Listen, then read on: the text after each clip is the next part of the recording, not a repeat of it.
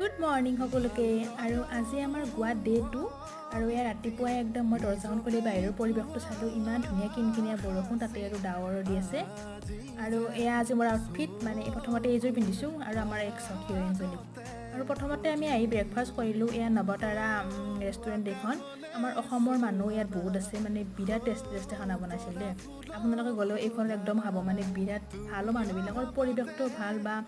মানুহবিলাকো বহুত ভাল মানে বহুত আমাৰ লগত বহুত মানে যোগাযোগত আছে আৰু যিহেতু অসমৰ পৰা গৈছোঁ তাৰপিছত আমি আহিলোঁ এয়া পাৰাৰত বৰষুণ তথাপিতো ফটো উঠিছোঁ আৰু এয়া কণ্টেণ্ট হাউচ বুলি কয় গোৱাত তাৰপিছত আমি যিহেতু গোৱা আহিছোঁ চ' কাজু নিনিয়াকৈ কেনেকৈ হ'ব সেইকাৰণে ফাৰ্ষ্টতে কাজুৰ চপতো সোমালোঁ ইয়াত ধুনীয়া ধুনীয়া কাজু ইয়াত দি আছে বা দামটো সিমানো এটা বেছি কম নহয় আৰু ঠিকেই আৰু এয়া তাৰপিছত আমি আহিলোঁ শেষত এয়া বাগা বিচত ইয়াততো আহি মজা লাগে একদম আপোনালোকে এইখন একদম আহিবই আৰু কেলেংকুট বিচতো গ'লোঁ আৰু আজিলৈ ইমানেই